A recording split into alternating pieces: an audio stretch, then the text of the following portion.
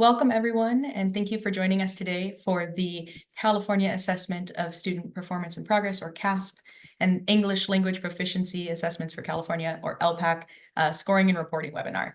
My name is Cyan Bastions, and I'm on the Training and Outreach team at ETS, and I'll be facilitating today's webinar along with my co-presenters, Eric Wenrick from Central Unified School District and Moses Jorge from LAUSD. So today I'm joined by consultants from the California Department of Education, or CDE, who are on as panelists answering questions that you send in. And I'm also joined by my ETS colleagues who are working diligently behind the scenes to help answer some questions today. So before we get started, we have just a few informational items. So the chat and the question and answer features in Zoom are going to remain closed during this session. But please feel free to add your questions to the Padlet, and we will try to respond to those as we go along. So we'll drop that link into the chat here, and you can use that to pop your questions in. The slides are also available on the Padlet, as well as a resource guide for this webinar. You can also find these on the upcoming training opportunities web pages on the training tab of the CAASPP or ELPAC websites.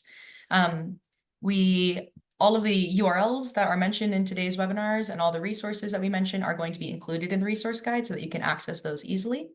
And then in the next week or two, we'll have a recording up on the CAASPP and ELPAC website as well, and on the YouTube channel. So please feel free to share this material with other administrators who have an interest in this information and would find it useful. So you've got that Padlet link up in the chat, so go ahead and access that. All right, so this webinar is going to have 7 sections. After this welcome section, we're going to provide a brief overview of CAASPP and ELPAC, and then take a moment to reflect on where we are currently in the testing cycle. And then after that, we will discuss important information and updates, followed by information on scoring and information on how and where to access results and reports. We will also discuss steps for communicating assessment results before we close out. So please reference the resource guide for any direct links to the resources, as I mentioned. Before we begin, actually, I do just want to call out that you may have noticed messaging on the CAASPP and ELPAC websites about delays in report requests. So we've been seeing that there have been some delays in the amount of time when you request that report and when it comes through to you.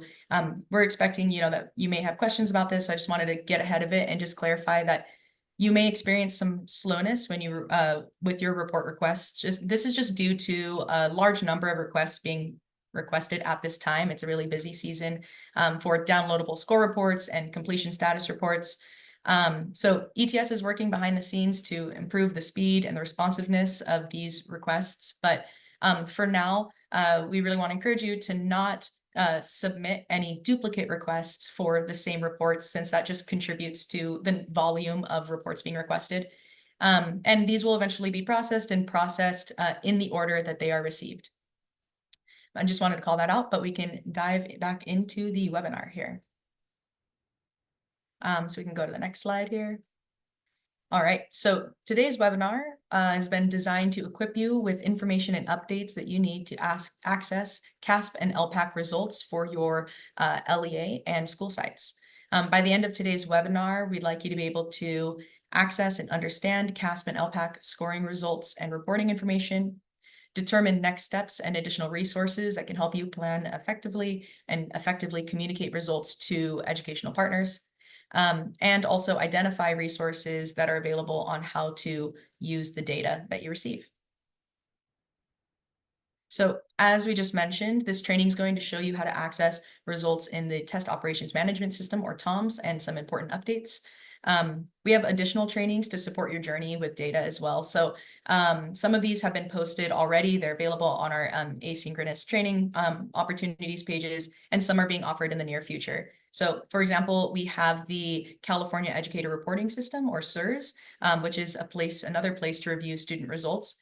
And today we're actually just only going to cover CERS at a high level, but we encourage you to view the Introduction to CERS and the Accessing Summative Assessment Results in CERS videos that are available and linked in your resource guide for more in-depth information.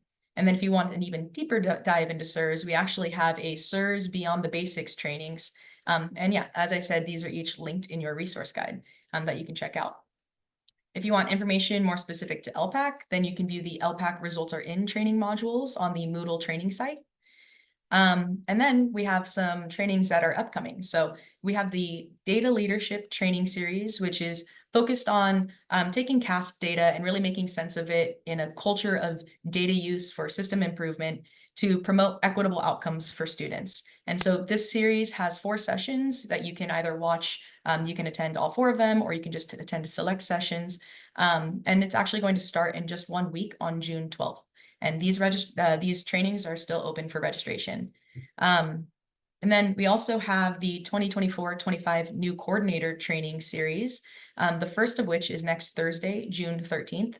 And so each training for this series covers a different topic, and these will be offered different topics throughout the school year. So you can find more information on that on the upcoming trainings opportunities web pages that are linked in your resource guide under the additional data and results training available section.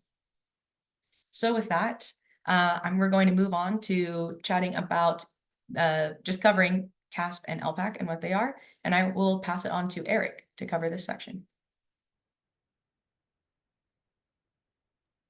Great, thank you, Cyan. Just as a question as we transition to all of those, for those of us that might be taking a summer break here coming up, those are all going to be saved on the asynchronous training. So when we come back from that break, we'd be able to catch on to any of those trainings and make up a session that we might have missed, right? Yep, that is correct. Yeah. All right.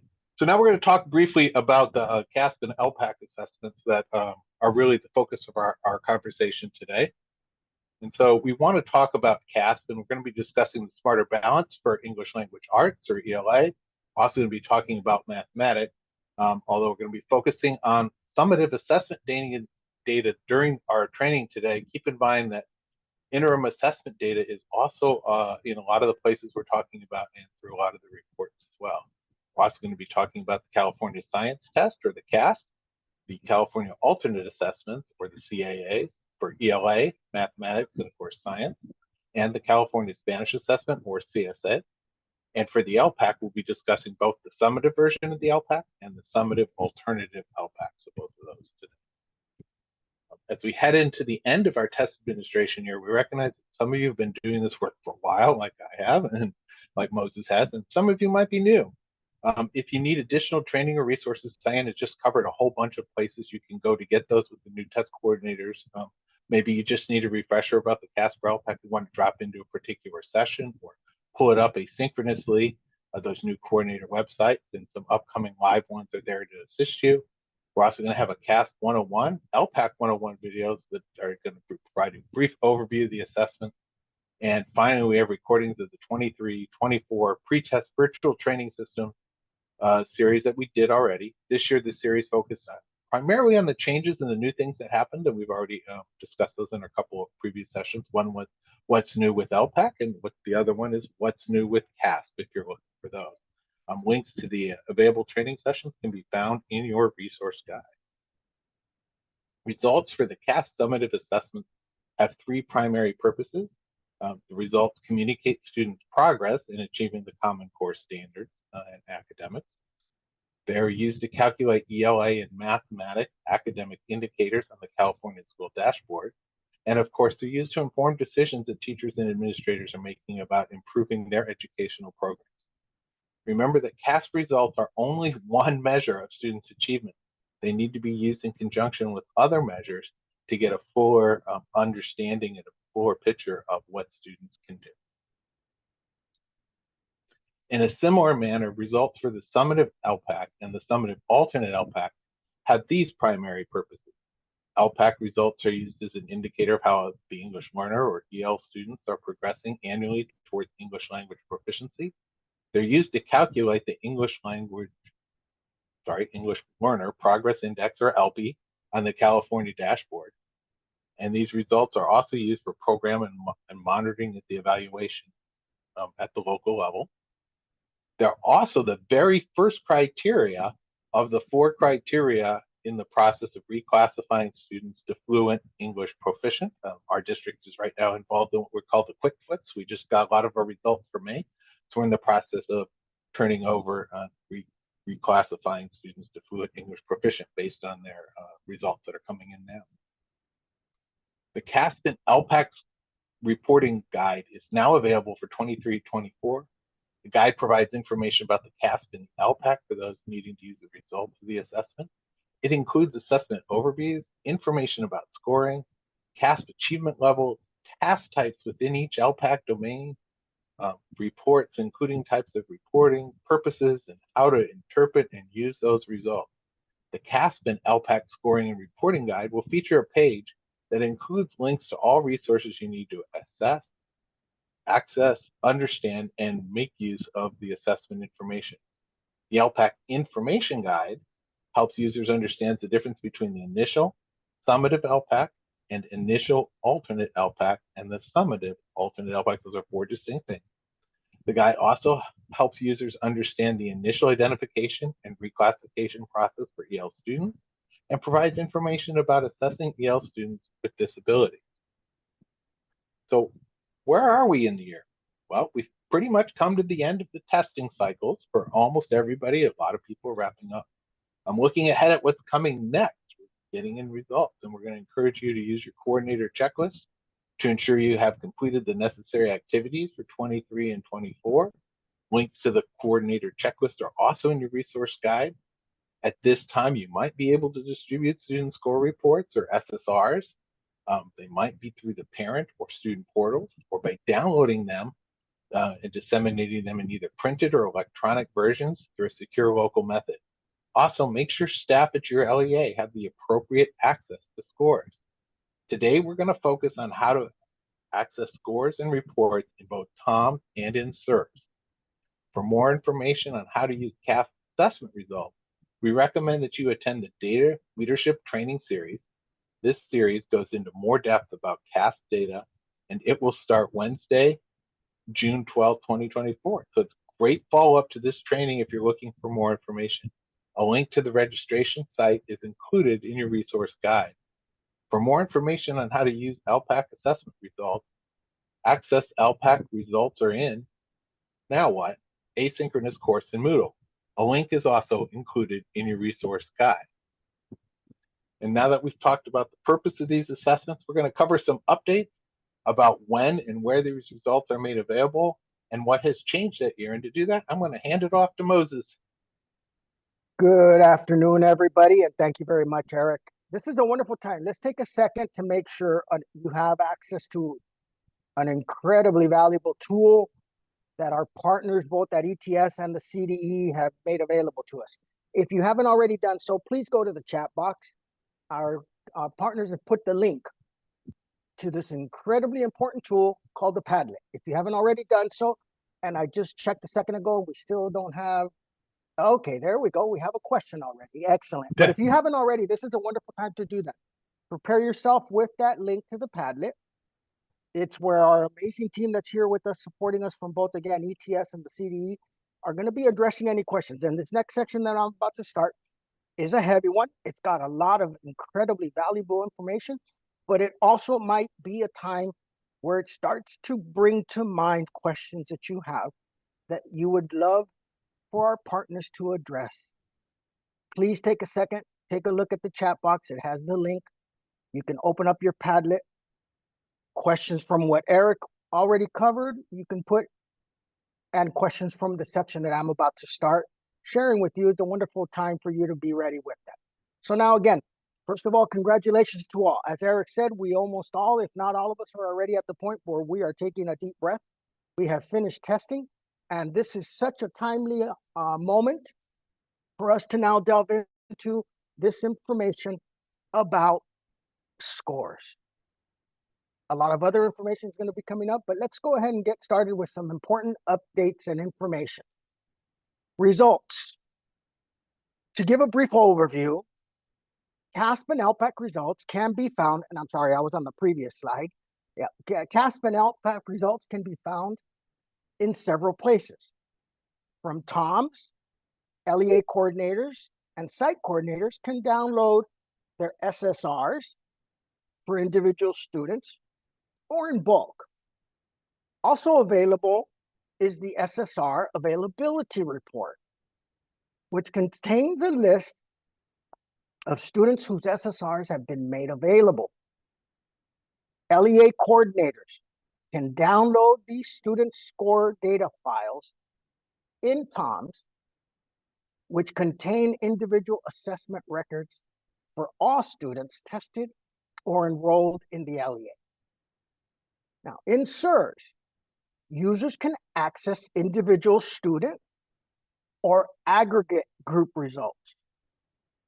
And finally, public statewide LEA level and school level results can be found on the Test Results for California Assessments website.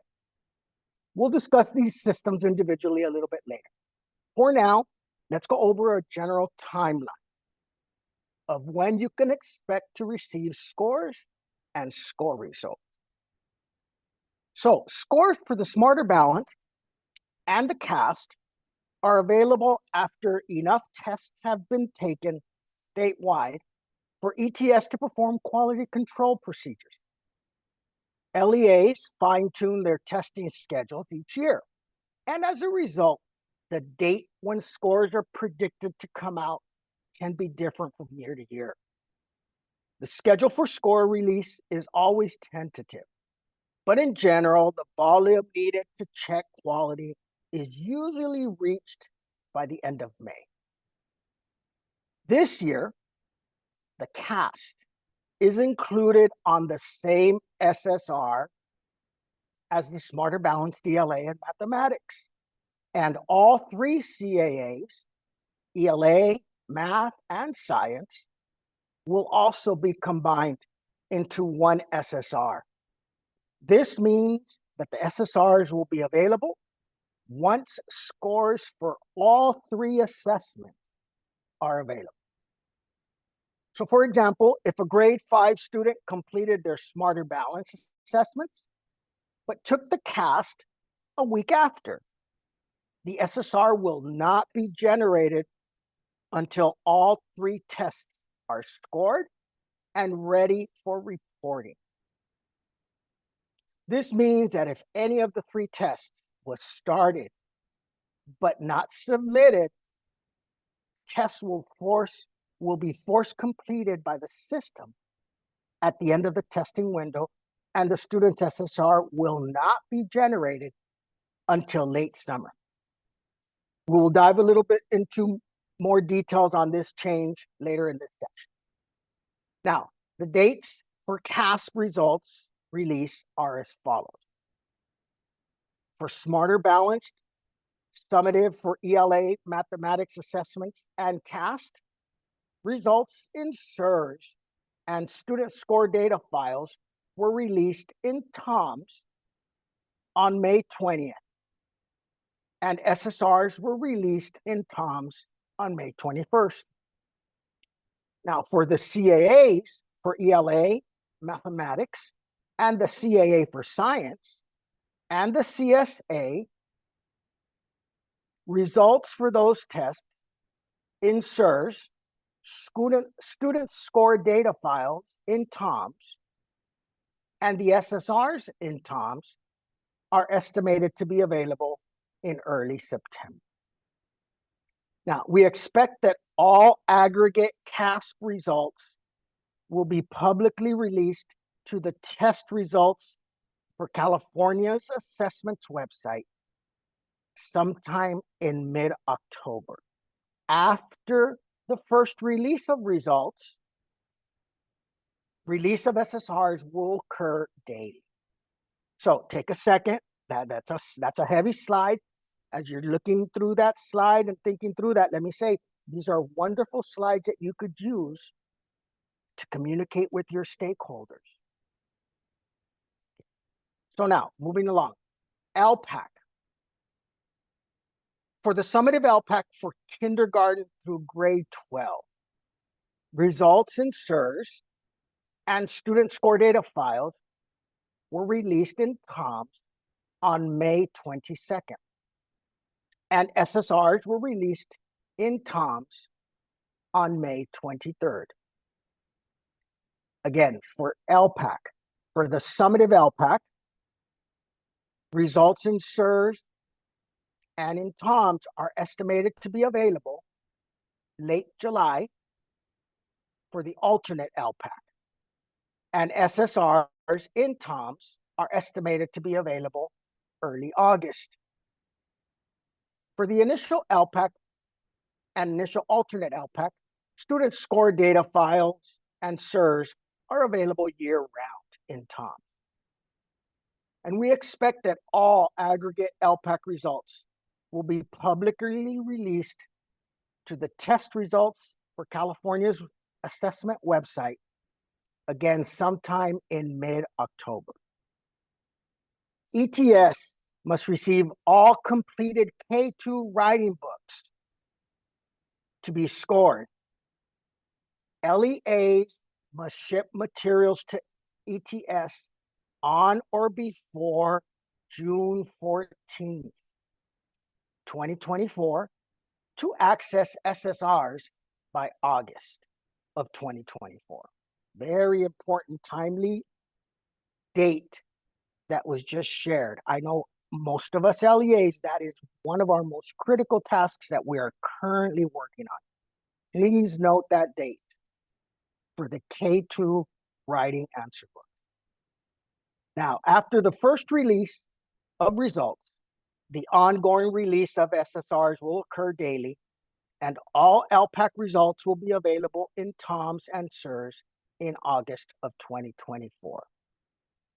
Now, prior to the release of data to the public on the test results for California's assessments website, LEAs will have early access to the data to preview.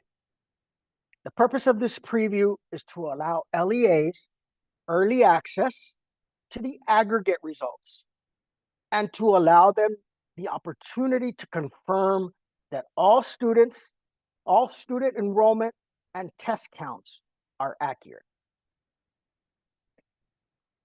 Now, since the adoption of the Smarter Balance Adjusted Blueprints, the CDE has worked hand in hand with ETS and the Smarter Balance Consortium to find a way to continue to provide reduced testing times, as well as more detail to the results reporting.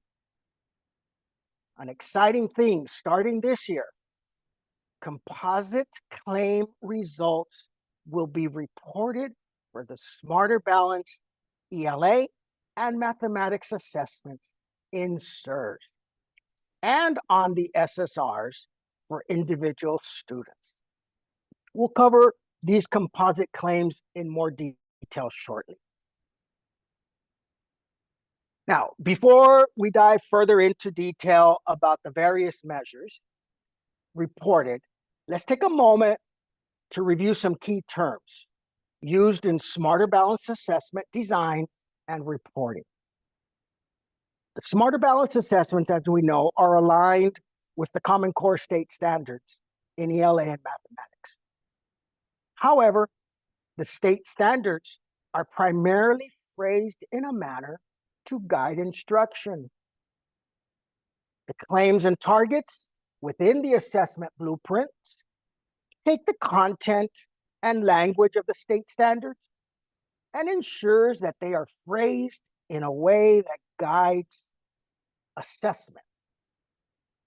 Now, using evidence-centered design, these claims and targets allow us to make clear statements about what a student knows and can do in relation to the academic standard. So with that said, claims are broad categories or statements that summarize the knowledge and skills that students are expected to demonstrate on the assessment related to a particular aspect of the academic standards. So for each content area measures 4 different claims. For example, in mathematics, concepts and procedures, problem solving, communicating reasoning, and modeling data analysis. In ELA, we have reading, we have writing, speaking and listening, and research inquiry. So those are the claims. Now, targets describe at a more granular the expectations of the knowledge, skills, or abilities assessed by the items and tasks within each claim. So a target can be aligned with one or more standards. As an example, the ELA content area has a reading claim.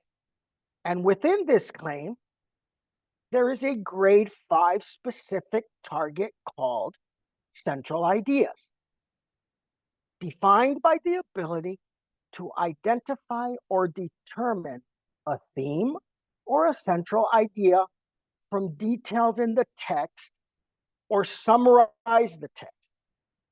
Now, this assessment target is aligned with the grade 5 Common Core ELA standards RL1 and RL2. So that's an example. For more detail on the topic of claims and targets, the Smarter Content Explorer is a great tool that allows you and your educators to explore the content area specific claims and the grade specific targets for these assessments. A link to this tool has been included in your resource guide. That being said, let's take a second to look at the composite claim results. As we mentioned, starting this year, composite claim results for Smarter Balanced ELA and mathematics will be available in SIRS, on SSRs, and on the test results for California's assessment website. For ELA, the claims reading and speaking, listening have been combined to report the composite claim reading and listening.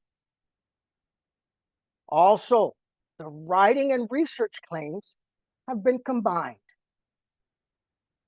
For mathematics, the concepts and procedures claims will be reported as is. However, the problem solving, communicating reasoning, and modeling and data analysis claims have been combined into the composite claim called mathematical practices. These composite results will be calculated from all items in the composite.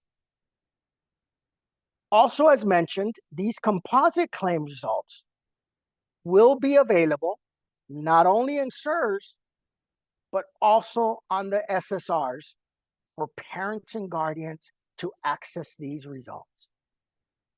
Though composite claim results will be available in SIRS, the SIRS Individual Student Report, or ISR, will not include composite claim results until next year, 2024-25. Now, some aggregate claim results.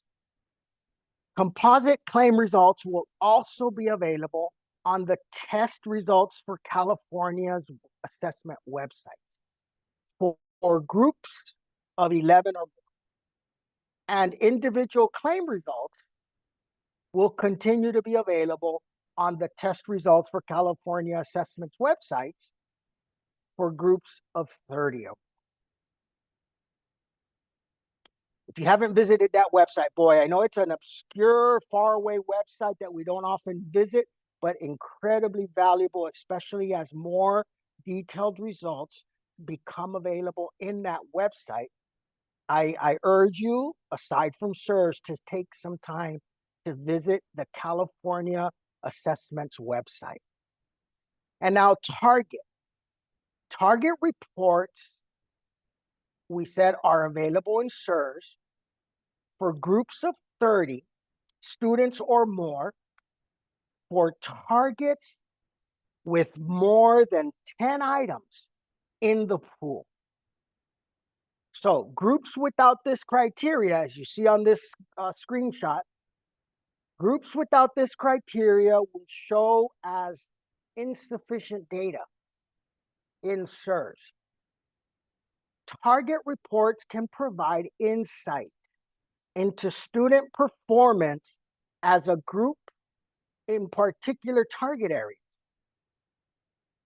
Now, through the target reports, you can view student performance on a specific target relative to that group of students' performance on the test as a whole or relative to the standard met threshold.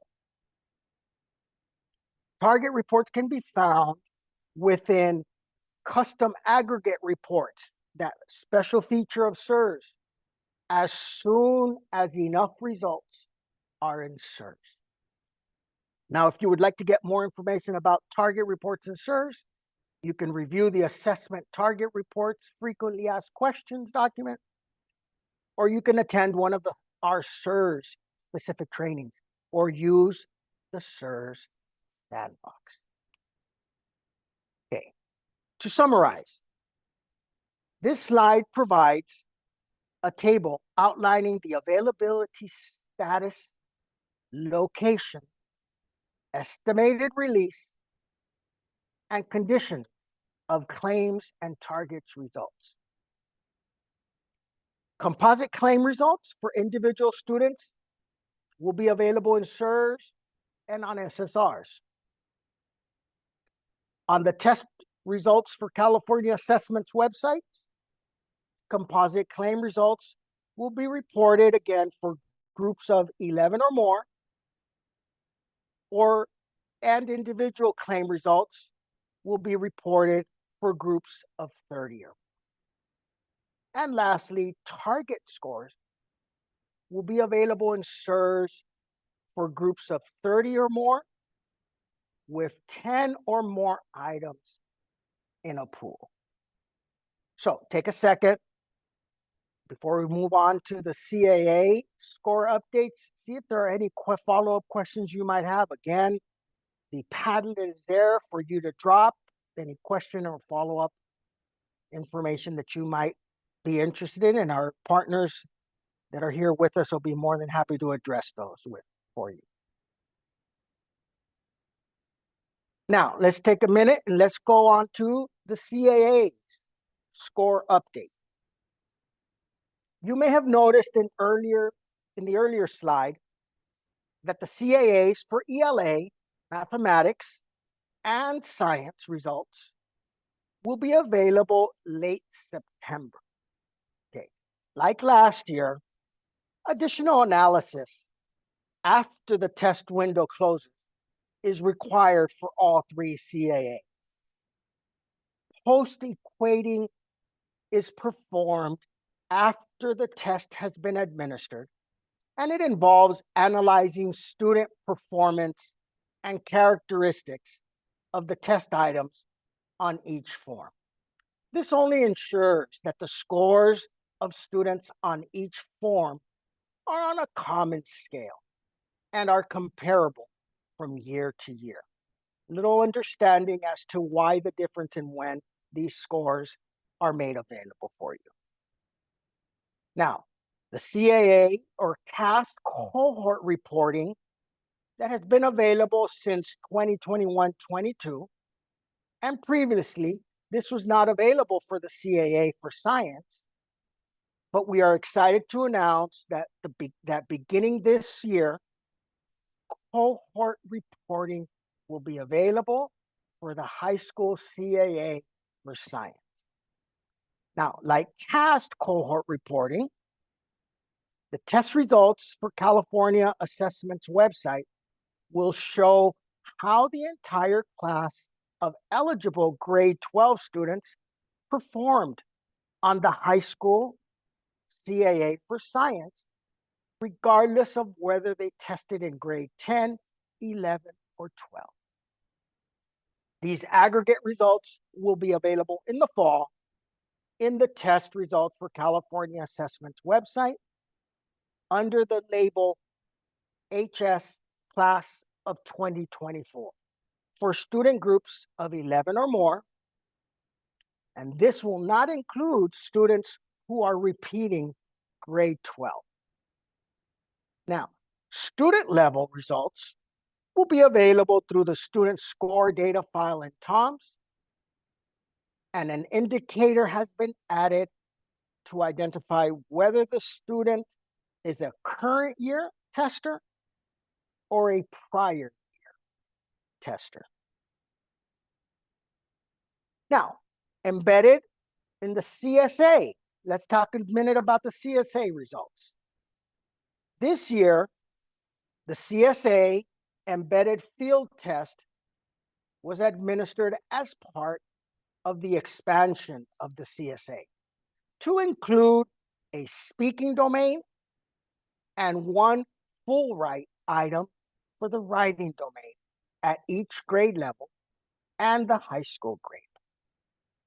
Now, for 2023-24, ETS will score the speaking domain and full write items for analysis only. The results of the speaking domain and the full write item will not influence the results reported on students' SSR or in the student score data file this year. Now, for the 24-25 administration, the CSA expansion will be operational, meaning that the SSRs and the student score data file will reflect the CSA expansion.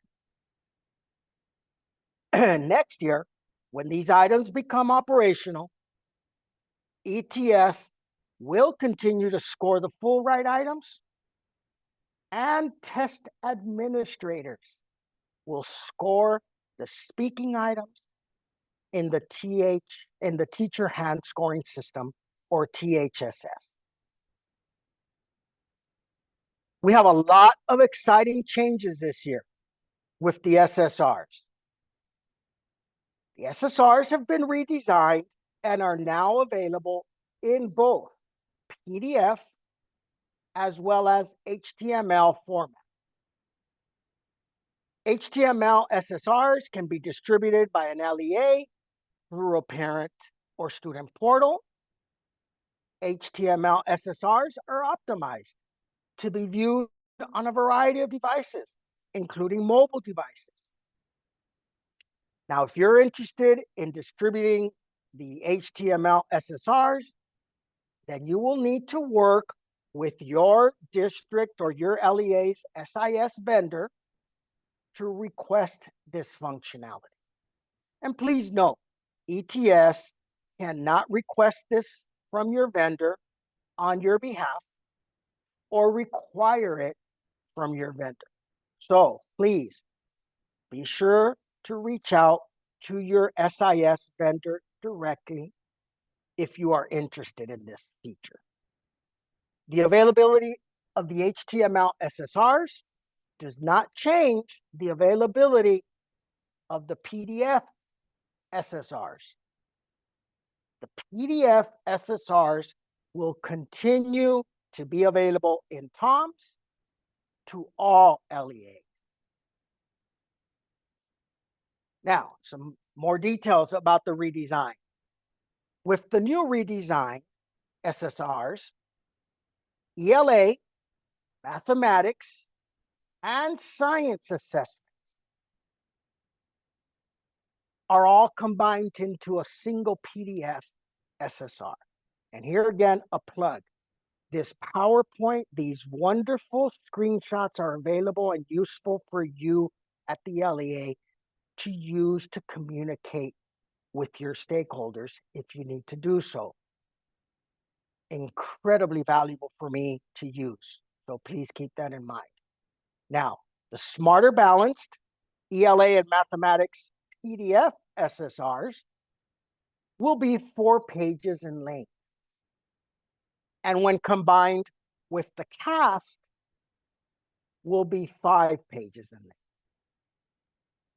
The PDF SSR for the CAAs for ELA and Mathematics will be 3 pages in length. And when combined with the science, will be 4 pages in length. So those are the PDF SSRs. Now, please note that this may affect how you choose to download and print SSRs.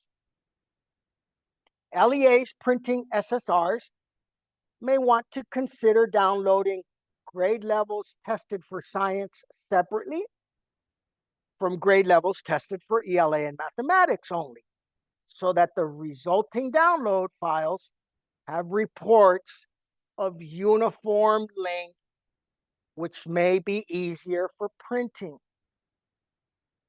Take a second, if you're in charge of that decision at your LEA, take a second to note this slide and to note these details that might make a huge difference in how you manage this at your LEA. Now, combining ELA and mathematics and science results into a single SSR only occurs with PDFs SSRs. For the HTML version of the SSRs, each content area assessment will have its own SSR link. Huge difference.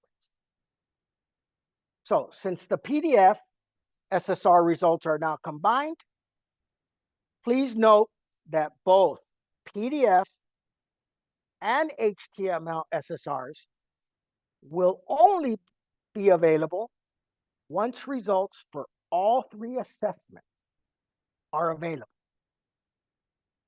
Now, in SIRS and the student score data file, results are in the system as soon as they are available for each individual assessment. This means that you may be able to view results in SIRS and the data file prior to the SSR being available, which is what's happening right now. Please be cognizant of that. We are also happy to announce that the SSRs are now available in Arabic. So students whose primary language is Arabic will now receive an Arabic SSR in addition to their English SSR. And lastly, as part of the redesign, another exciting addition is that the lexile and quantile measures are now included directly on the SSRs. In previous years, if you remember, these measures were available in a separate individual student report, but they will now be included in a section under the Smarter Balanced ELA and Mathematics section. We'll dive a little bit more into details about what these measures mean, how they can be used, and additional resources that are available to educators and parents and guardians later on in today's session. Now, this year, some score comparisons are back for Smarter Balanced CAASPP and the CAA. These comparisons have been included on the redesigned SSR to provide insight into how a student's score compares to their school's average and the state average for each assessment. Now, please note that due to the smaller pool of students who take the alternate assessments, the CAA scores will only be compared to the state average. The school and state averages stated on the SSR are based on a 3-year rolling average. Score history is now also included, where applicable, for the Smarter Balanced ELA and mathematics for grades 3 through 8 only. CAAs for ELA and mathematics, again for grades 3 through 8 only. The CSA, summative ELPAC, and summative alternate ELPAC. Both the student score and the achievement level are reported and compared year over year for up to 3 consecutive years of results, including the current year. Some writing extended response.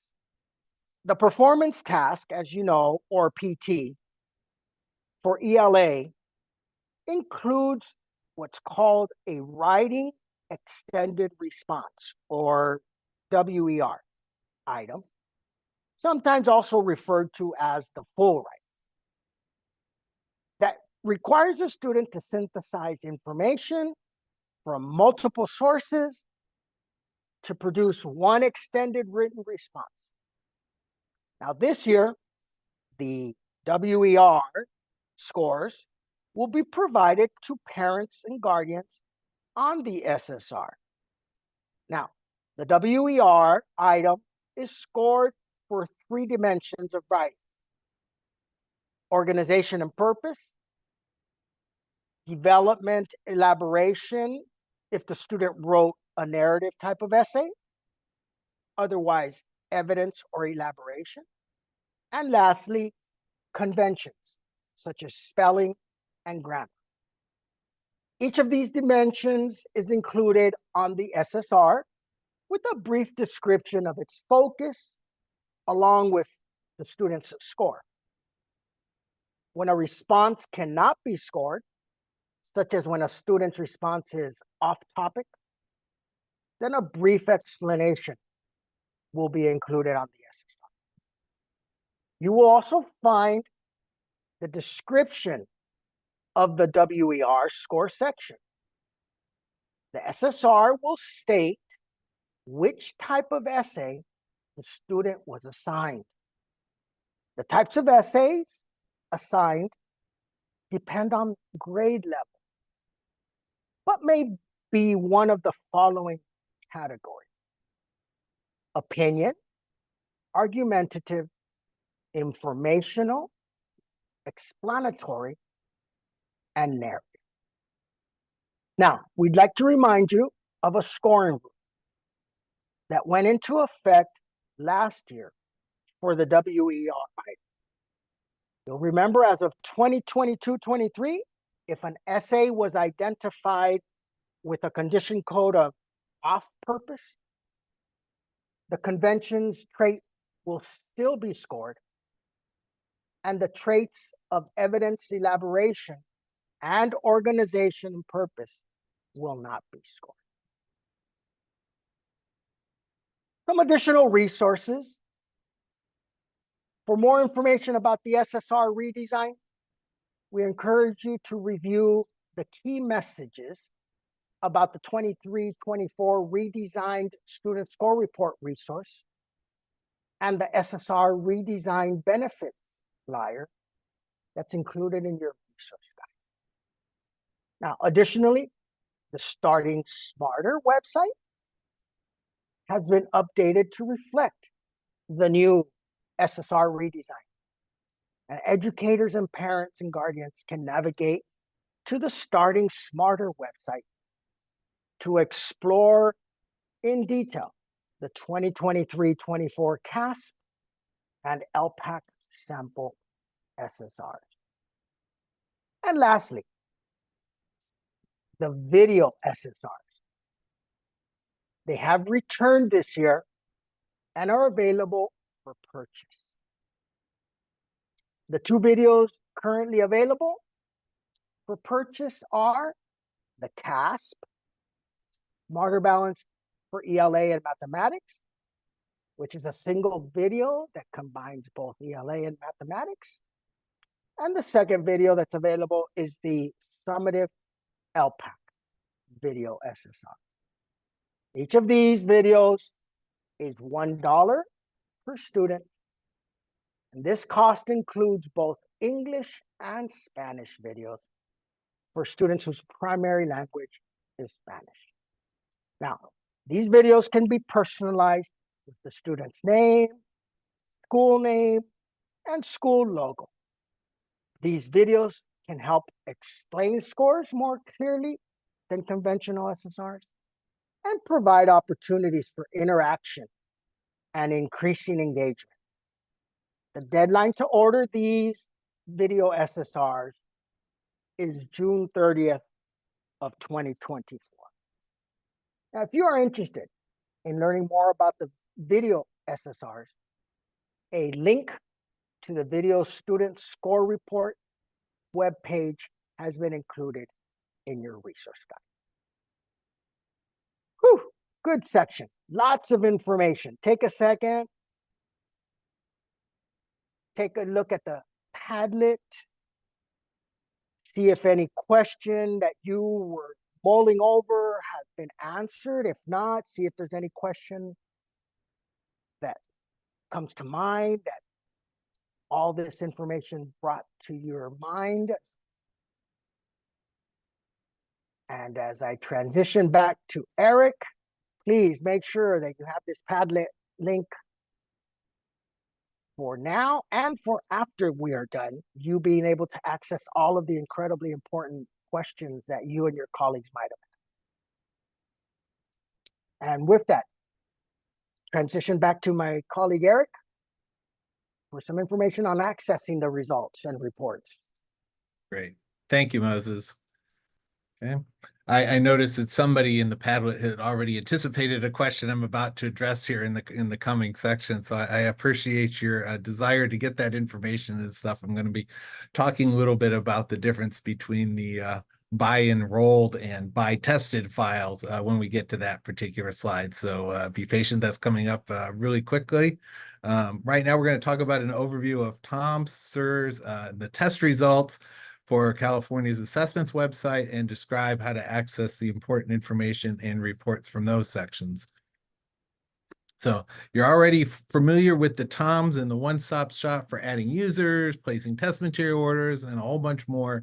TOMS is also where you can find the My TOMS at a Glance dashboard, where you can go and download your SSRs. You can find student score data files. Remember, just request them once, and related reports.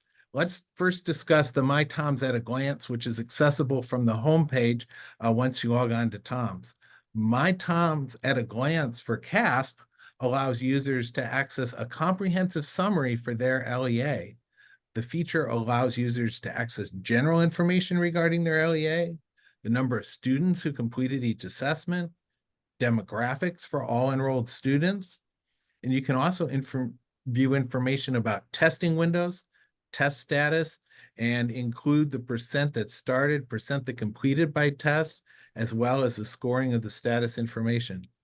LEAs can optionally view the statuses for ELA and mathematics separately. And additionally, LEAs can select from the test administration year dropdown to change to the current year or the prior year of test administration. On the ELPAC side, My TOMS at a Glance includes a lot of the same features as it does for CAASPP. Users will find the test status for the initial ELPAC and the summative ELPAC.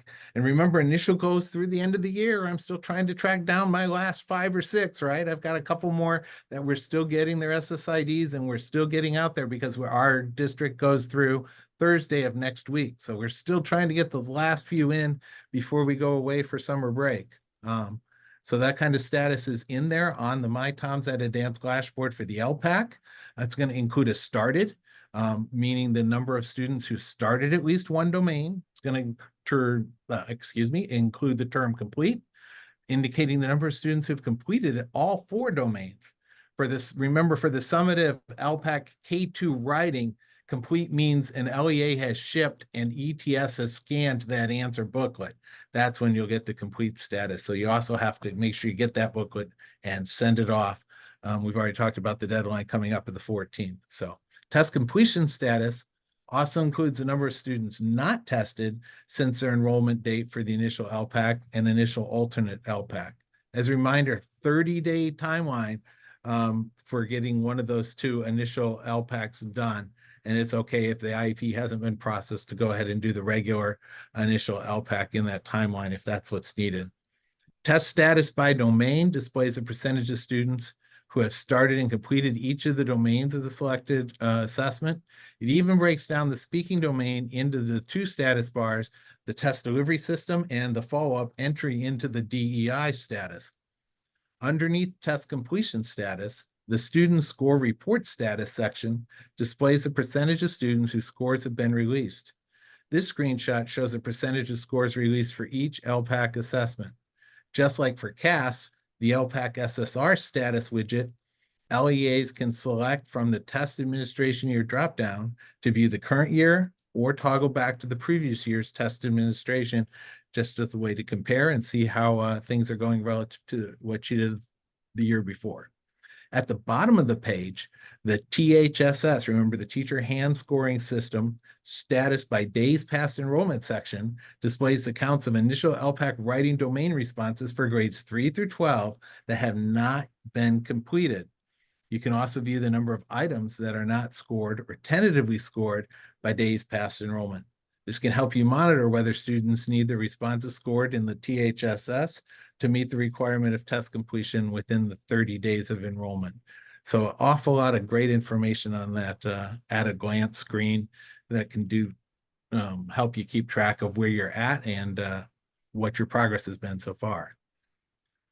Though the majority of LEAs have completed test administration, we would like to emphasize the importance of regularly communicating with your CalPADS folks, your California Longitudinal Pupil Achievement Data Systems, right? CalPADS coordinator leading up to and during test administration. My TOMS at a glance reflects only the data that is available in TOMS. If there's a problem in your student information system or in the transfer process between your student information system and CalPADS, this is not going to be reflected on the My TOMS at a glance dashboard. And I'm just going to hold on the slide for just a second. In our district, I'm also running, I'm sure Moses is doing the same, running reports on a regular basis to see if our students are being reflected on the dashboard.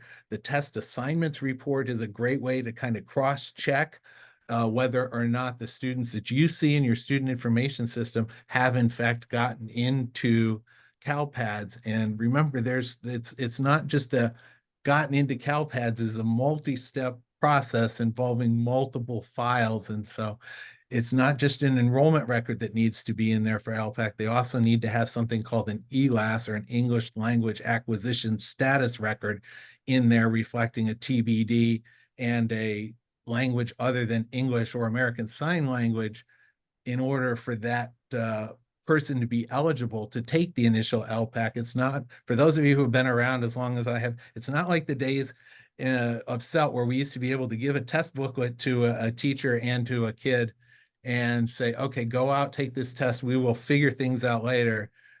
In this modern world, we need to get all of that straight up front, and that eats into our days. And so we really need to make sure we're staying on top of that transfer process between CalPADS and whatnot. I just saw my CalPADS administrator, even though it's a hot day here, walking on and out in the parking lot into the park adjacent to our office, ask him how it's going. He says, I'm walking it off. I'm walking it off. So, you know, just trying to keep up with the status and keep our relationship going to make sure that we're getting what we need and they are getting what they need, and trying to keep things working smoothly. I'm fortunate to have a good team to help me with that. So just keep in mind that My TOMS at a glance is wonderful. Once things get into TOMS and get into the system, it's a great way to track, but it doesn't quite track everything. You still need to make sure you're monitoring your independent student information system to make sure you're getting all those kids and everything is getting updated and transferred in those files. So I just wanted to emphasize that. As we've previously mentioned, TOMS is where you go to download the SSRs, the student score data files, and related reports. All of these reports can be found under the Reports tab in TOMS and are updated multiple times per week.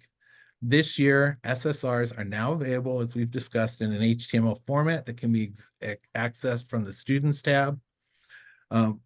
We're going to go into detail about some other reporting options as well. Many LEAs choose to distribute their student score reports electronically, and in my LEA does this via a student's student information system or a parent portal, student portal, to avoid delays. So you should ensure that your vendor has up-to-date credentials so that that information for that report passes through the student information system from the servers where it's actually stored. You can check with the credentials expire and copy the code by selecting the credentialing tab in TOMS. Some LEAs choose to download their student score reports from TOMS and print them locally to distribute them as well. So note that the TOMS user guide can be retrieved by selecting the user guide button from the TOMS homepage. It is strictly a web-based manual. The tab for My TOMS at a Glance is also available from this homepage. The Reports tab, where we've all probably been going recently, right, at the far right of the navigation bar, allows access to available reports. Select the reports you would like to download. Some reports can download immediately, while other reports are going to take time to generate, and they're going to sit in the requested report screen until they are ready for you to get that report. LEA reports can be accessed only by LEA coordinators.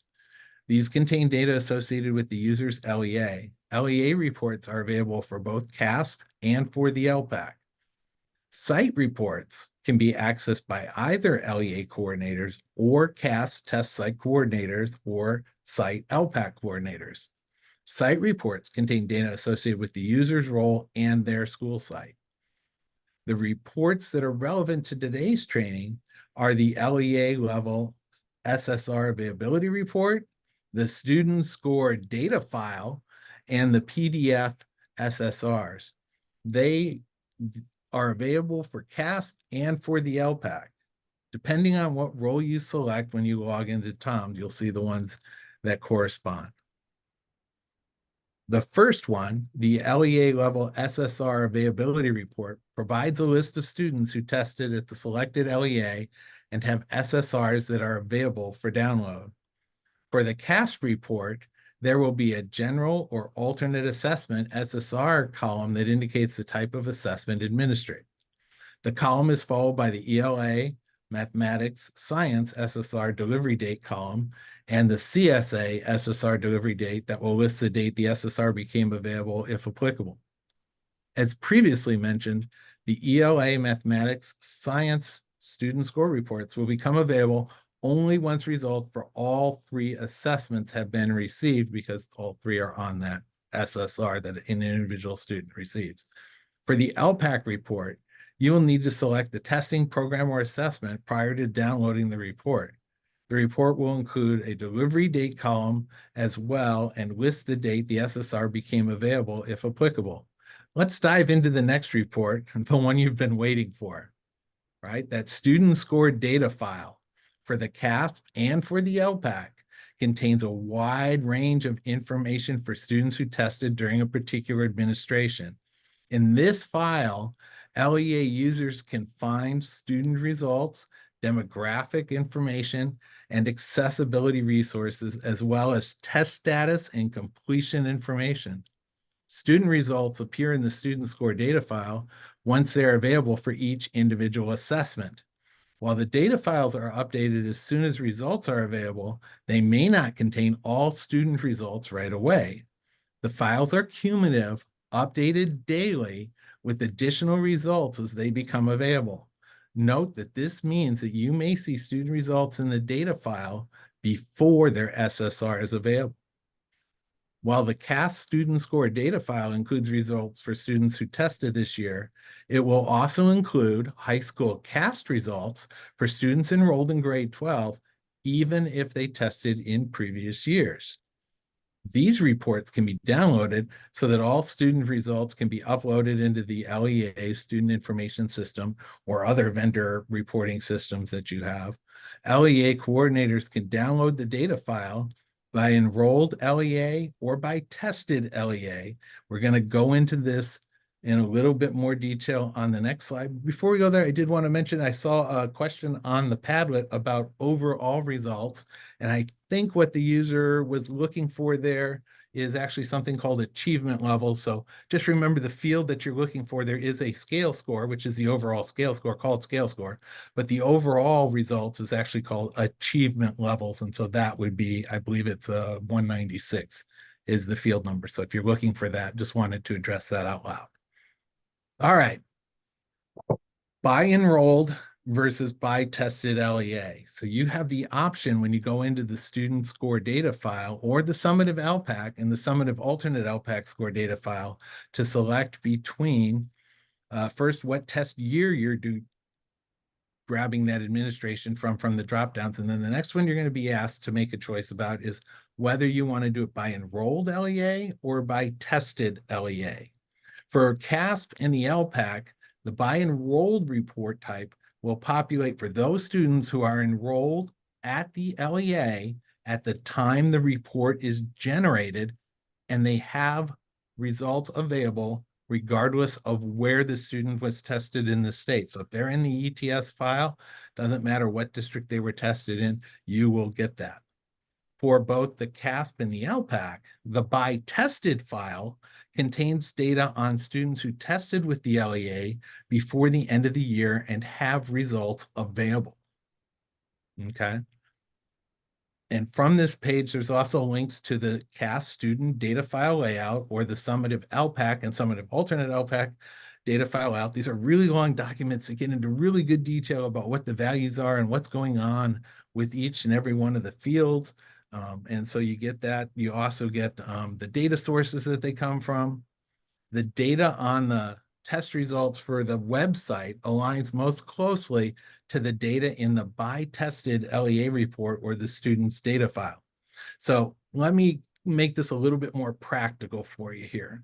When I pull a by tested file, the things that I want to do with that file is I'm looking to see how well it matches with a public results website.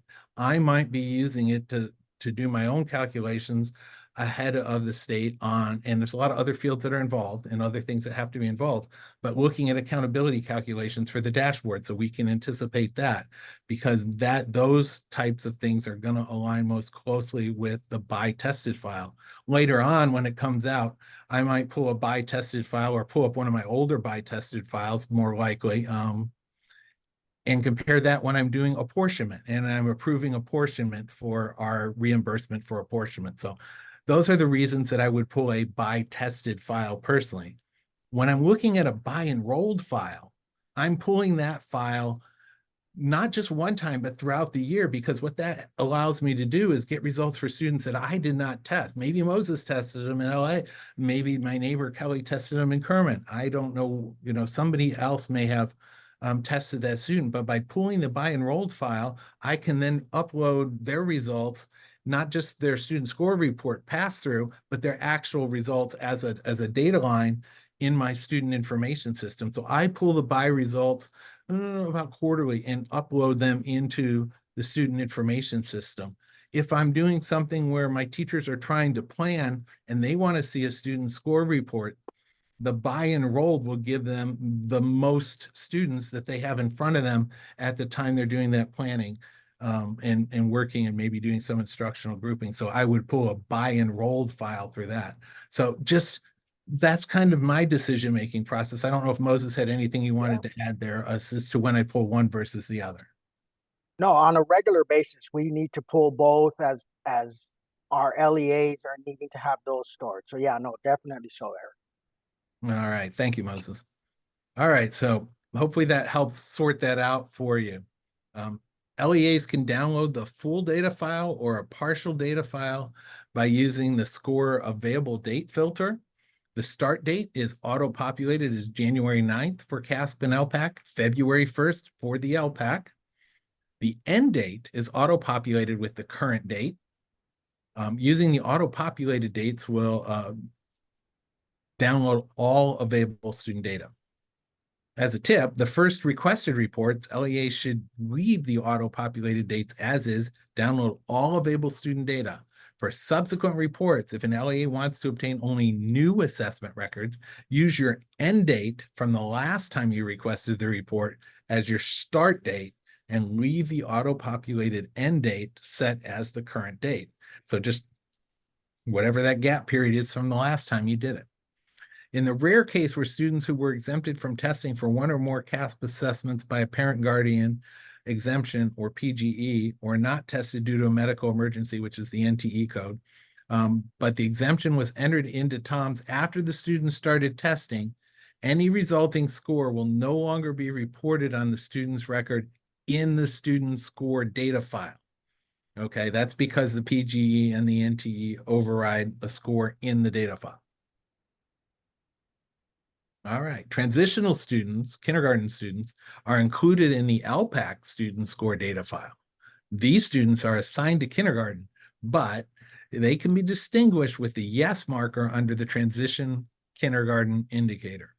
If a student's in the student score data file, you will now see an SSR posted date column. The column will be marked with the date that a student's SSR was made available. Note that a student's CAASPP SSR is not available until results, again, from ELA, math, and science, if applicable, are all available. Another change you will find in the student score data file is that primary language codes are now 3 characters in length, and language codes were previously 2 in TOMS, and that reflects a change in CalPADS. So something to keep aware of. PDF SSRs are available for CAASPP and for the ELPAC.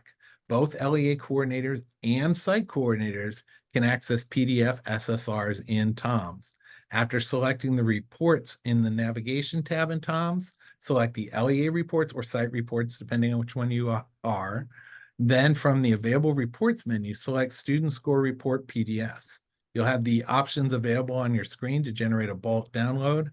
You can select organization, schools, grade level, score report language, and assessments for that you want in the SSRs, and you also need to select the SSR date range.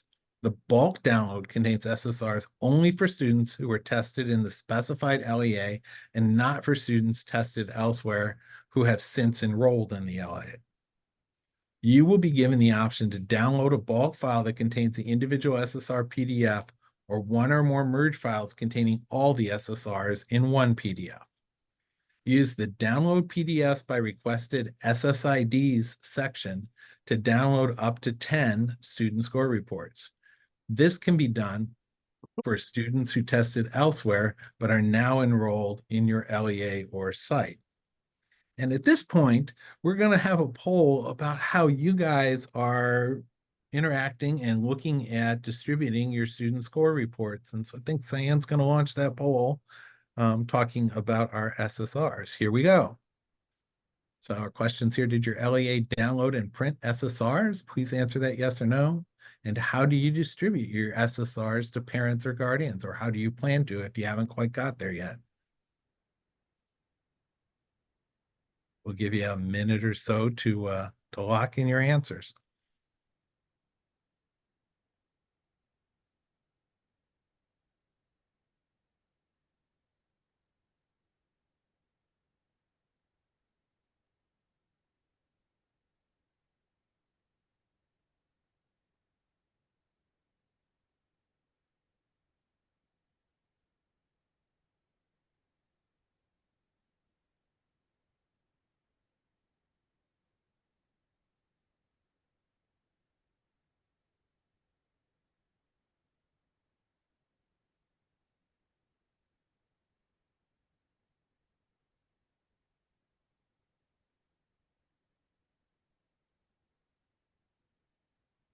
All right, and we got about 10 seconds. Let's go ahead and lock in those answers to our particular poll. Finish your stretch break if that's what you were doing. All right. All right, and here we see our results. We got, oh, we're now a little over half. half of us are not downloading and printing, and almost half are still. So it's 45-55 split there. And you can kind of see the results here about different ways that folks are planning to distribute their results. So I'm able to scroll. I hope you all are as well and see those. Give you just a second to kind of consider how you're doing things versus how our colleagues around the state are doing things.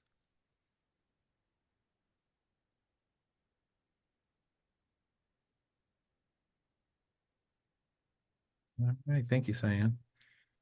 All right.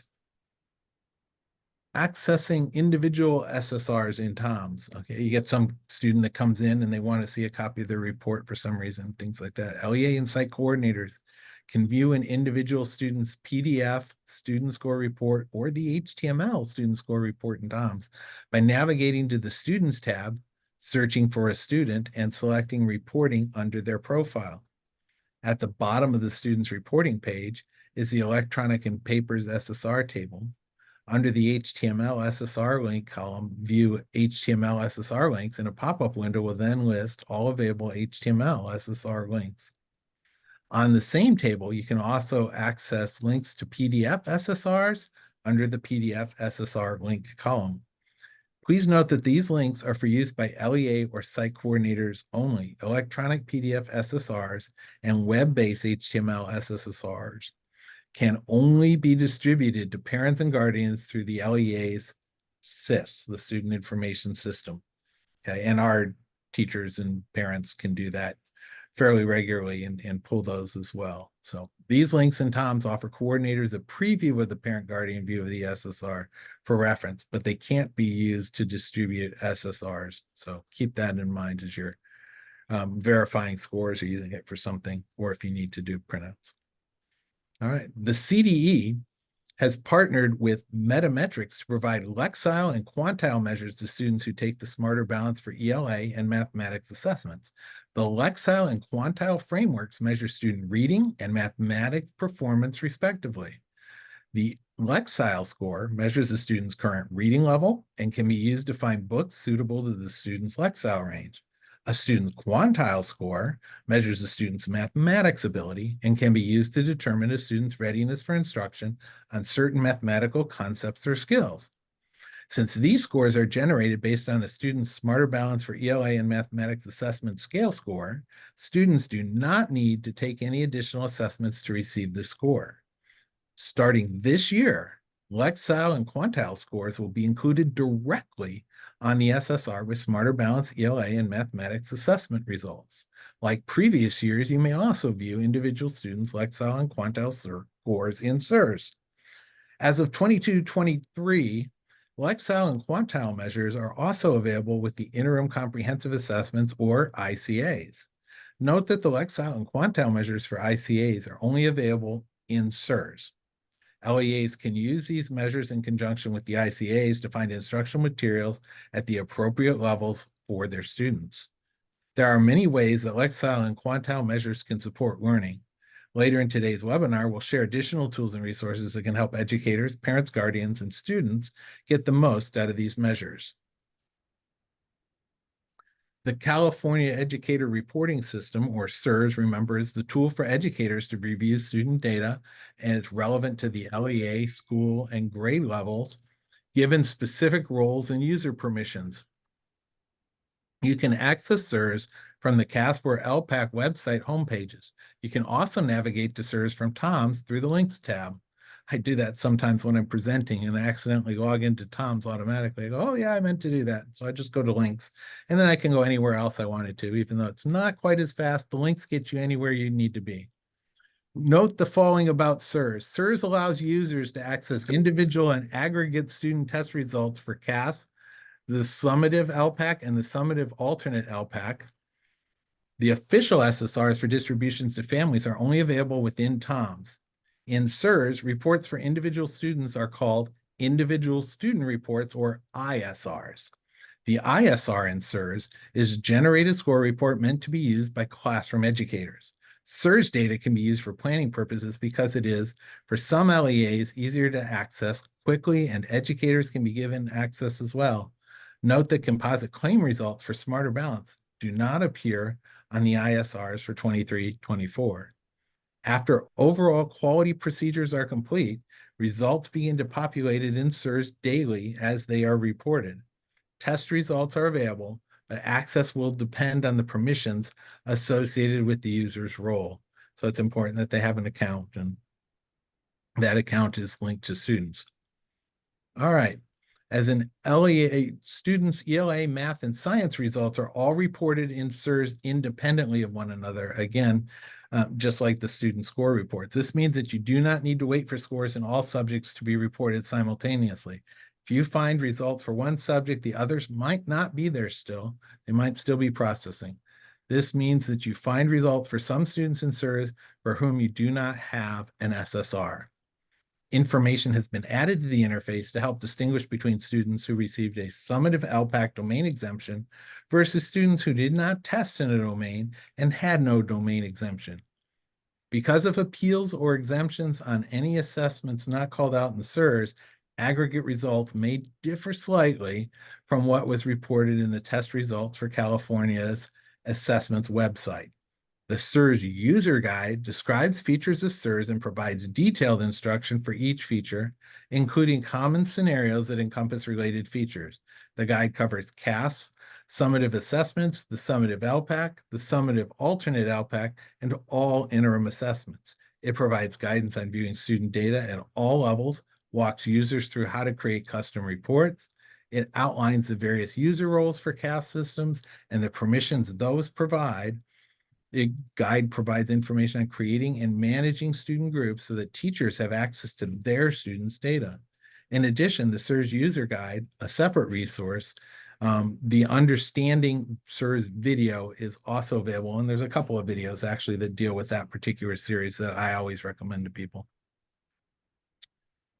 In addition to the regular SIRS, we have the SIRS sandbox. So when you access SIRS from the CAASPP ELPAC websites, you're given the option to log into SIRS or to access the SIRS sandbox.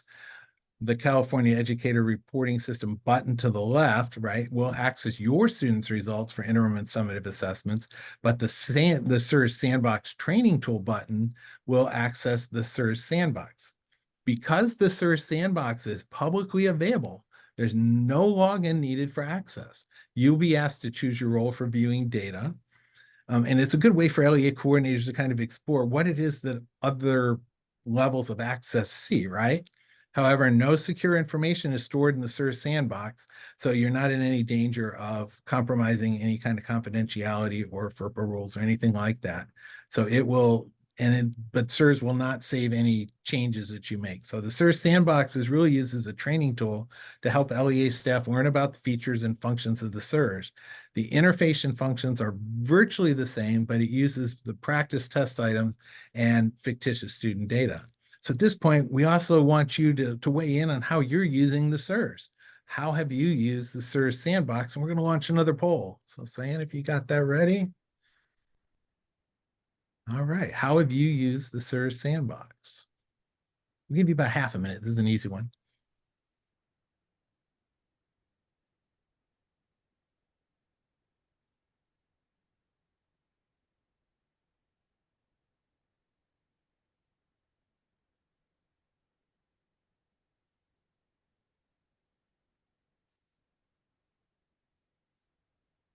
All right, we have about 10 seconds here before we wrap that up.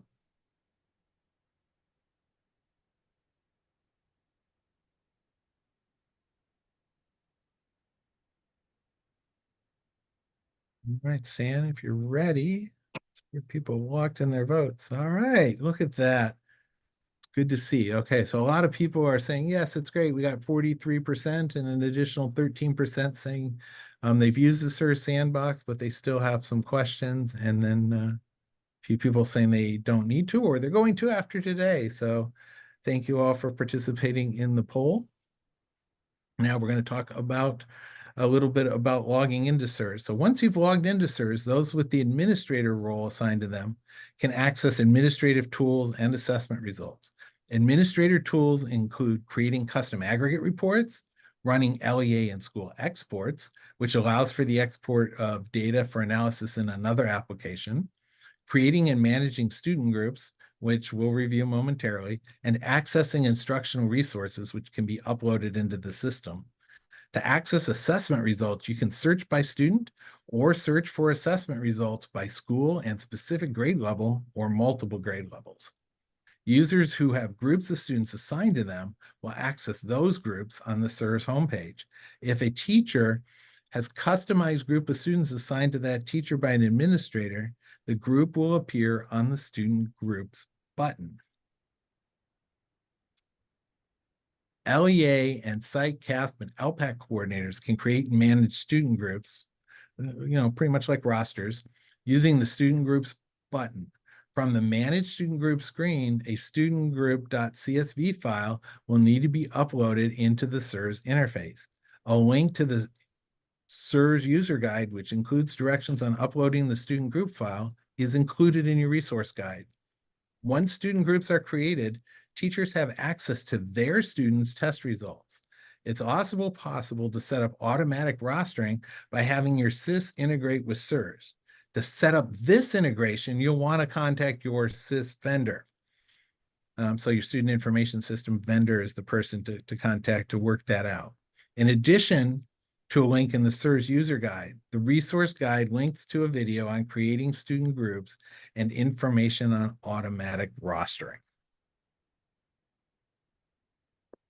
Okay.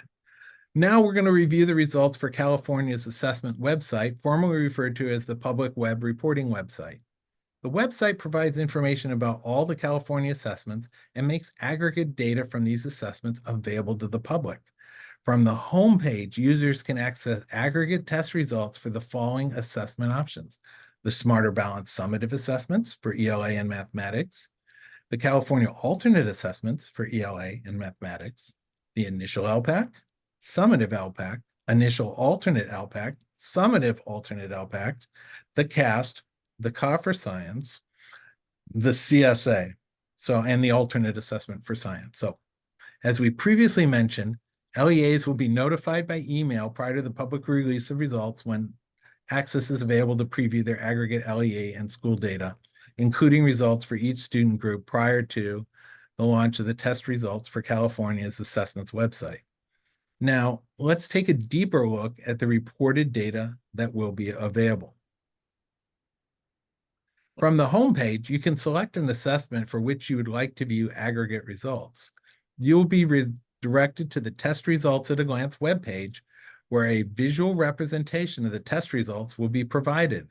If you select the ELA and Mathematics assessment, a circle chart representing the percentage of students within each achievement level will populate each subject area. These visualizations can be filtered by year, by grade level, student group, and school type. You can also search for a specific school to view its aggregate results. To better understand how these results are calculated, select the View Detailed Results button. By selecting the View Detailed Results button, you'll be able to view data by number, percent, or by both. You may access the research files, which contain the same information presented in the Test Results at a Glance section. These files are provided to allow you for more complex and customized reporting of the data. Aggregations of composite claims will be reported for groups of 11 or more students on the test results for California's assessment website. As we previously covered, the composite claims are reading and listening, and writing and research for ELA. And for mathematics, we have concepts and procedures and mathematical practices. Last year, aggregations of individual claims for groups of 30 or more students will also continue to be reported. This year, users will be able to select whether 23-24 CAASPP results display by number of students, percentage of students, or both. This functionality has already been in place for ELPAC, and it will continue to be available. And we can also look and compare ELPAC results. Similar data, next one. Yep, there we go. No, forward. There we go. Similar data, we can also look at ELPAC results. Similar data and reports are available for the ELPAC, including the following: overall performance by percent at each performance level and grade level for the ELPAC. Oral language and written language composites by percent at each performance level and grade level for the initial ELPAC and summative ELPAC, and results for each domain by percent at performance level and grade level for the summative ELPAC. By selecting the View Detailed Results button, you'll be able to view data by number, percent, or both. There we go. In addition, there are multiple other results comparisons that can be viewed in the Test Results at a Glance webpage.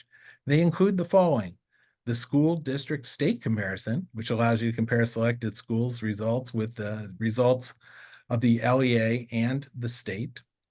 The Change Over Time report allows you to review how a group of students has progressed over consecutive test years. For example, how students in 6th grade have performed on the ELA the last few years. This is the only applicable to assessments taken over multiple years. So it is not available for the initial ELPAC because it's only taken once. Grade reports are available for the ELPAC and reports on the average overall scale score by grade level, as well as the overall oral language and written language scale score by grade level for the general ELPAC assessments. And performance trends are available for the Smarter Balance ELA and mathematics assessments and the CAASPP. The report allows you to view the performance of 2 different student groups within a single grade over up to 5 administrations, for example, by gender or socioeconomic status. Note that these additional comparison options are not currently available for the California Science Administration, so our assessment. Within the test results for California's assessment website, there is the Search Compare Results tab. This tool allows you to compare the results of up to 3 entities. These entities include results at the state, county, district, or school level. The tool also provides the option to compare results from these entities for a specific year, grade level, or student group. You can select whether to only include charter schools or non-charter schools within this tool. Something that we do particularly as that results go public, and we're looking to see how we're doing around the county for public reporting in my district. All right, lots of information there about how to get the reports in a few different places. 3 of our primary places for it. Take a moment, review your questions, see if you've got any answers on the Padlet, and we're going to hand it off back to Moses here to bring us home in just a moment. But like I say, take a moment to review what's in the Padlet. And if you have any other questions that are still burning, please post those in the Padlet. We'll get to answering those as we can. Thank you very much, Eric. For the sake of time, I was going to, as a matter of fact, again, emphasize the Padlet, and somebody just happened to have dropped in the exact observation that I wanted to make sure that we out loud shared with you or brought your attention to with regards to the wonderful part that Eric just covered about SIRS. Keep in mind the rollover dates. If you're not aware of those, somebody just posted a question regarding the rollover of Tom's accounts and access to SIRS. If your school or your LEA is planning to do PD and they're wanting to have access to the data that's in SIRS, please keep in mind that the rollover of Tom's accounts will occur at the end of this month, June 28th. And so there will be some strategic planning that you're going to have to do there. If you want your teachers and your school sites to have their Tom's accounts active while they're doing PD and data analysis, please keep that in mind. And again, wonderful reason to be accessing the Padlet.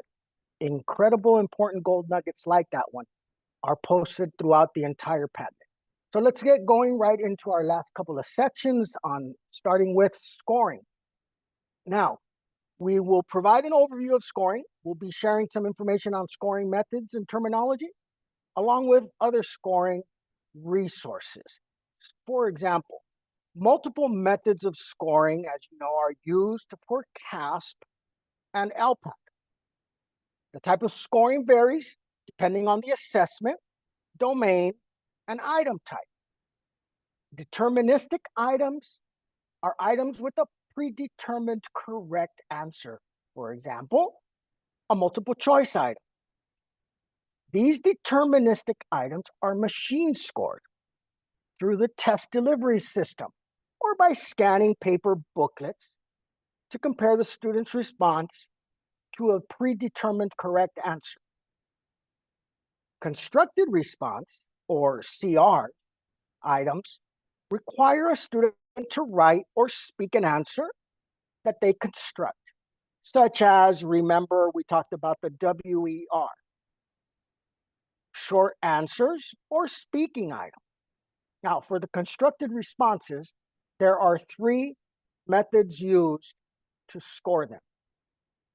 Human scoring requires that a person reviews the response and scores the response using a rubric.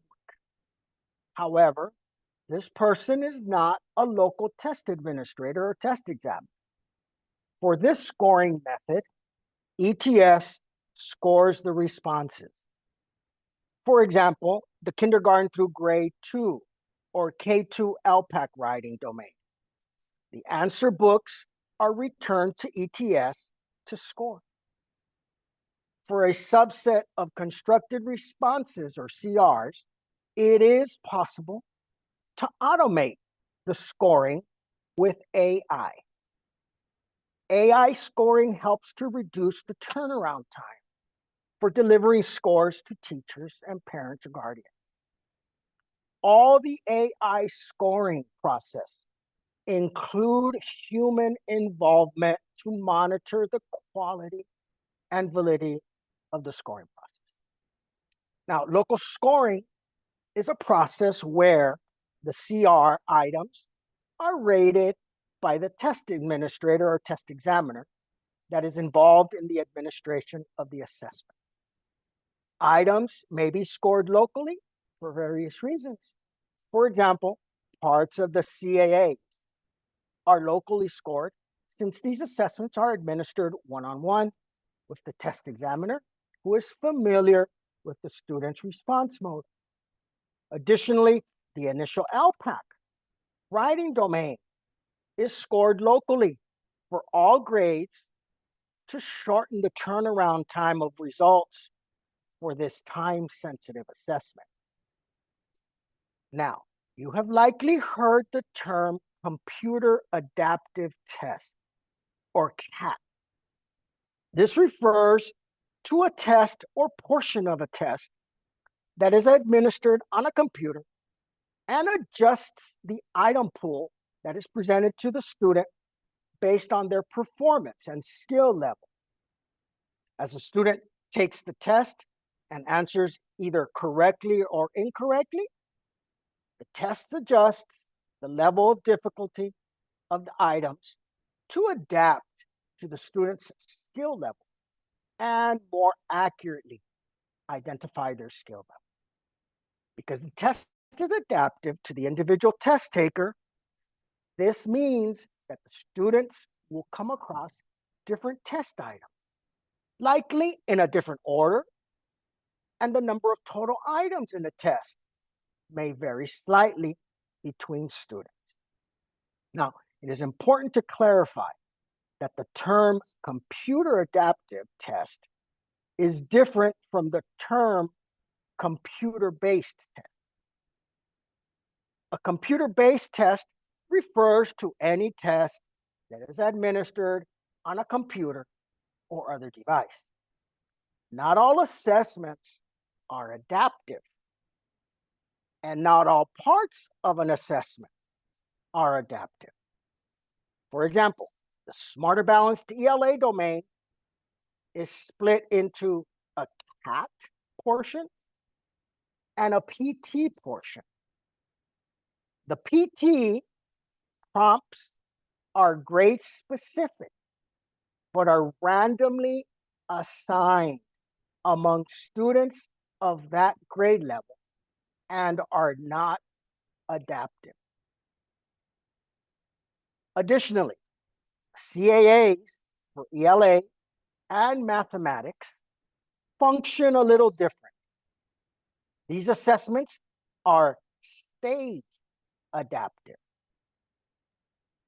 meaning that student performance on the first half or first stage of the assessment influences the items on the second half or second stage of the assessment. For more information on this topic, you can check out the testing technology webpage on the Smarter Balance website located in your resource guide. Now, in contrast to CAT, some assessments are linear assessments. Linear assessments provide the same item pool to all students and do not adapt the test in response to the student's performance and skill level. The item pool may be in a fixed order, or it may be in a randomized order or varied order to increase the test security. The CAASPP, CAA for Science, CSA, and all ELPAC assessments are linear assessments. Now, you may have heard the terms HOSS and LOSS, or Haas and Loss, in discussions around scoring. Now, HOSS refers to a number that is the highest obtainable scale score, and the LOSS refers to the lowest obtainable scale score. These upper and lower limits of possible scores have been determined by the psychometrics teams when a test is first implemented, and they become the basis of the scale score ranging. The HOSS is obtainable by answering all or nearly all questions correctly and earning a maximum points on the constructed response question.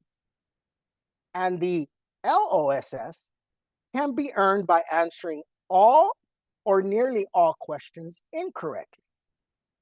Or the lowest obtainable scale score can be assigned in special cases, such as when a student answers too few questions, or when a student taking the ELPAC uses an approved unlisted resource that changes the construct of the assessment. When a student is assigned the lowest obtainable scale score, a condition code is applied to the record, which triggers special wording on the SSR. Now, students who earned the lowest score by answering all or nearly all questions incorrectly do not have a condition code applied to their record or special wording applied to the SSR. Now, Smarter Balanced. A common question we receive is how much weight, and somebody put that in the Padlet. So here goes. How much weight the CAT portion and the PT portion each have in determining the total score for the Smarter Balance assessment. Now, the weight of these two sections will vary across students since the overall score, one, depends on the performance on the CAT section, depends on the performance on the PT section, and depends on the average difficulty of the PT section. Okay. Person who asked that wonderful question in the Padlet, here's a detailed answer about that. So, for example, a PT might have a significant positive effect on a student's overall score if they did poorly on the CAT, but performed very well on a difficult PT. For those who are interested in learning more about the scoring process, we encourage you to review the basic concepts of item response theory It's a non-mathematical explanation PDF linked in your resource guide. Summative, ELPAC, and the domain exemption. For the summative ELPAC, a domain exemption may be used if an English learner has a disability that precludes assessment of the student in one or more ELPAC domains, and there are no appropriate accommodations for the affected domain or domain. The use of a domain exemption must be identified in the student's IEP or Section 504 plan. For a student to be assigned an overall score, student will need to be assessed in at least one domain for both oral language and written language composites of the ELPAC. If a student has a domain exemption for one of the two domains in a composite, the student's composite score will be calculated using only the non-exempted domain. However, if a student does not test in a domain and does not have a domain exemption, then their composite score will still be calculated using both domains. Again, for more detailed information on this topic, you can refer to the summative ELPAC scoring and participation PDF that's included in your resource guide. And by the way, if you do not have the resource guide yet, you're looking for it, where is it? Take a look at the Padlet, take a look at the far left. Our colleagues have put a link on the far left side of the Padlet to this wonderful resource guide that Eric and I keep referencing. Okay, moving right along, some scoring resources. Oh, I'm sorry. The summative alternate ELPAC, participation and scoring. Thank you.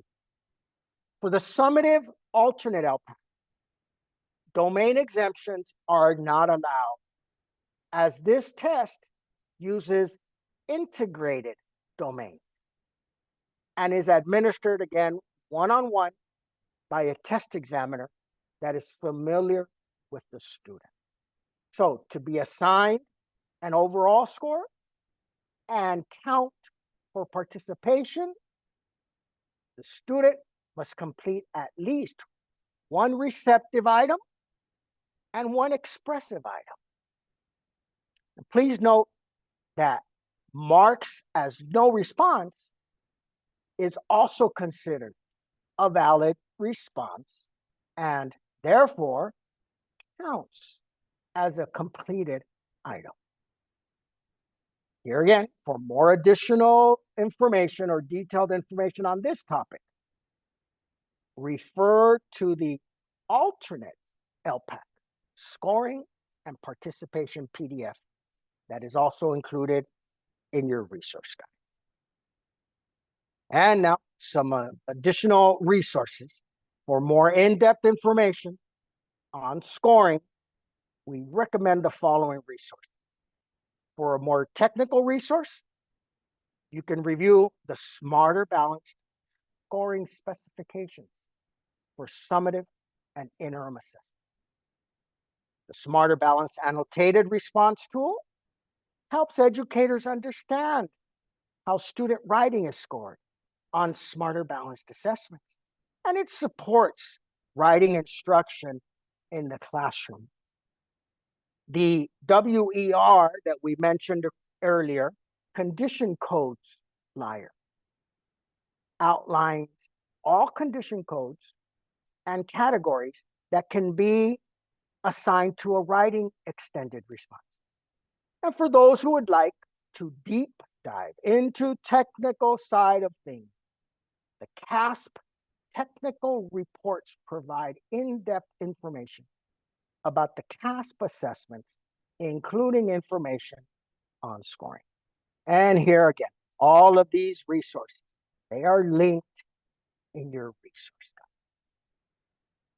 guide. And finally, communicating results. Let's discuss a few steps for communicating these CAASPP and ELPAC results. Who needs the results? Results are needed by many educational partners, including LEA, school staff, parents and guardians, and local school boards and other community members in order to inform educational decision-making. Each of these groups uses results differently and receives them through different methods. LEA coordinators will receive score information, such as the data file and the SSRs through TOMS. You should work with your site coordinators to confirm that staff, such as teachers, have the appropriate user role assigned to them through SIRS. You can use the student group feature that we discussed earlier to assign groups of students to teachers.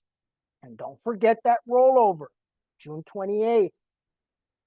Now, parents and guardians are also provided their children's results each year. We will discuss the responsibility of the LEAs to provide results to parents and guardians in just a moment. And during the embargoed preview period, after vetting your own preliminary results, you may share your LEA's results with the public for purposes of local planning, such as with the local governing boards. And if you choose to do this, it should be emphasized that the results are preliminary until the official state results are released. Statewide results remain confidential until the official release. Parent or guardian notification. California regulations designate the time frame in which LEAs must provide parent or guardian notification of score availability. The regulations are linked in your resource guide, but here are the basics. 20 business days after receiving CAASPP SSRs from the testing contractor, LEAs will need to provide clear instructions on how parents or guardians will access SSRs. If results are received after the end of the school year, you may deliver them at the beginning of the following year within 20 working days of its start. The window for notifying and making SSRs available for ELPAC is 30 calendar days if received during the instructional year. If results are received after the end of the school year, they must be delivered within 15 working days of the start of the next school year. If LEAs provide SSRs to parents or guardians electronically, parents or guardians must be notified. If you are notifying via email, you should have a process in place on how to address emails that bounce back or are undeliverable. Now, optional parent and guardian letter templates and SSR samples can be found on the web pages linked in your resource guide. Please note that LEAs are to provide annual parent notifications within the first 30 days of the instructional year. These include the results from the prior year, including CAASPP and local benchmarks, and reclassification and graduation information, along with EL programs services. These templates are found on the CDE's parent notification webpage and are state and federal.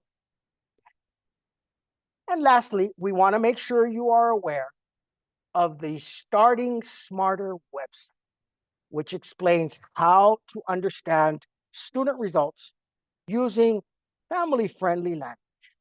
It contains sample SSRs, sample test questions, and resources for students and families.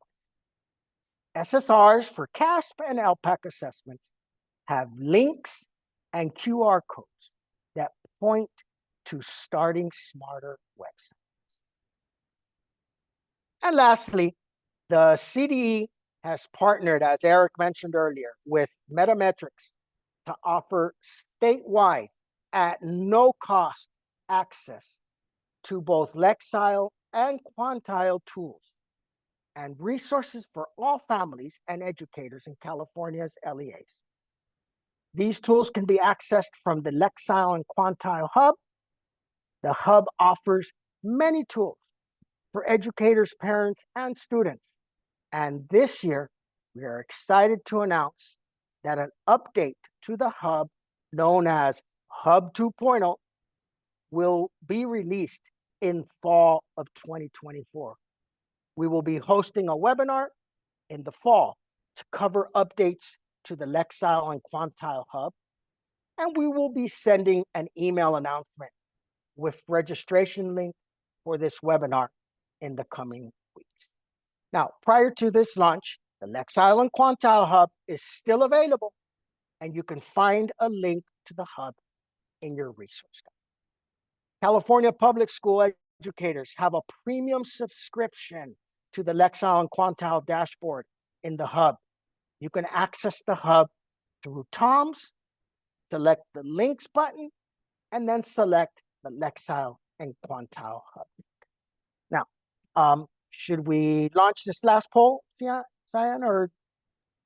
I think actually we're okay to jump over it, given the time.